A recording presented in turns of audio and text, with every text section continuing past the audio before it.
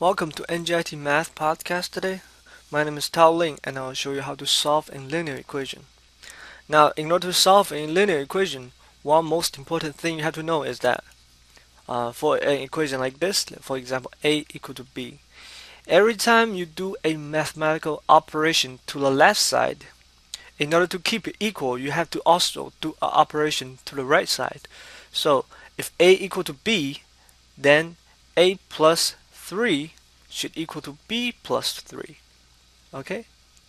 And also 3 times A should also equal to 3 times B.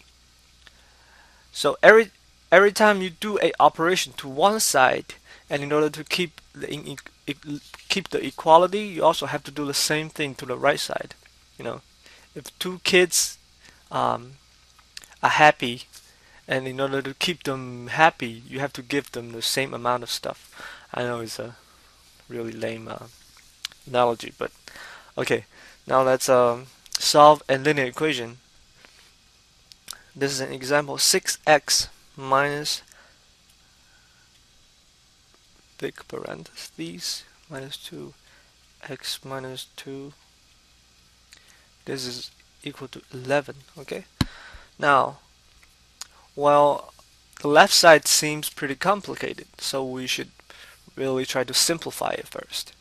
So 6x minus 3x. Let's try to get rid of the smaller parentheses.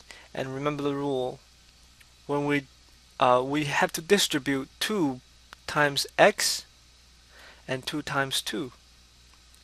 And another very important thing is that since this is a negative sign in front of the parentheses, when you take out of the parentheses, this negative sign becomes a plus sign. Okay, so this becomes minus 2x plus 2 times 2, which is 4. Okay, this whole thing equal to 11. Always write the whole expression now. And now, well, we could try to combine these two terms first. So 6x minus 3x minus 2x is equal to x plus 4. This is equal to 11. Well, um, now we also want to get rid of this bigger parentheses. So 6x minus, and when we take this out, the plus sign becomes a negative sign, minus 4. This is equal to 11. And now let's combine the like terms. 6x with x, it'll become 5x minus 4 is 11. So far we haven't do any equation operations. All we did is simplify the left side, right? The big equation, the big expression, we simplify it all the way until 5x minus 4 is equal to 11. Well, now remember what I said earlier about when you do one thing to the left side, you also do the other thing to the right side. So we see this minus 4 here. We want to obtain the final equation of x is equal to something. So if we can get rid of all the accessories 5 and minus 4, then that's what we want. So in order to do that, I'm going to write it here. I'm going to see this is subtract by 4. So I'm going to add plus 4 to both sides. Plus 4. And then also right side has to be plus 4. Right? I can do this because I can do single expressions to both sides. Okay? So now we know that minus 4 plus 4 is going to cancel out. It will become 0. Okay? So this will be 5x is equal to 15. Now remember, not only I can add, I can also multiply or divide. So what I do is I'm going to divide both sides by 5. Also right side has to be divided by 5. Now 5 divided by 5 is going to equal to 1. So this will be x is equal to 15 divided by 5, which is 3. And that will be your final answer. Okay? So to summarize, there are two things you have to do. One is simplify the equation first. Simplify until this step.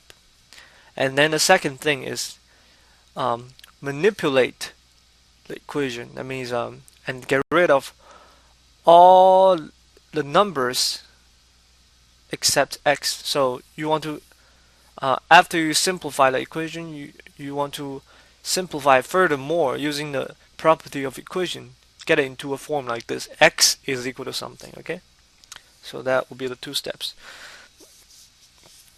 Let's try another example. 1 minus 5y plus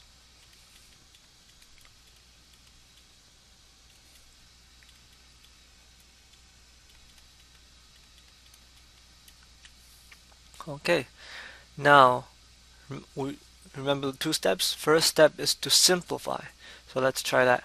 1 minus 5y plus, we can take care of the parentheses first. So plus 2y plus 2 times 7 is 14, which is equal to 2y plus 5 times 3 is 15 minus 5 times y is 5y. Okay. Now let's combine the like terms. So 5y plus 2, negative 5 plus 2 is negative 3. So this is negative 3y plus 1 plus 14 is 15. This is equal to 2y minus 5y is minus 3y plus 15. Well, now we actually countered some quite strange thing. The left side is completely the same as the right side. So what does that mean? Well, let's do this. Okay, so we want to simplify this. So first we do is plus 15. We can subtract 15 to both sides, right? Minus 3y plus 15 minus 15. So that means that will cancel out, and then we will have only minus 3y is equal to negative 3y. And also we can add a 3y to both sides, right? Add 3y is equal to negative 3y plus 3y. And they cancel out again. In the end we have 0 equal to 0. Well, what does that mean, 0 equal to 0? Well, this means that this equation is always true, because 0 indeed is always equal to 0. That means it doesn't matter what y is, the equation is always true. This would mean the solution for the equation is y is all real numbers. Okay, let's review this. Well, initially we are trying to find out what value y is in order for the equation to work, right? We are trying to find the value of y in order for this equation to work. However, after the operation, we found out that 0 is equal to 0. That means the equation is always true. This will mean the equation is true by itself regardless of what y is. That would mean, the solution of y is all real numbers. Okay? So this is one special case. Well, what's going to happen if you solve an equation and then you get 0 is equal to 1, let's say?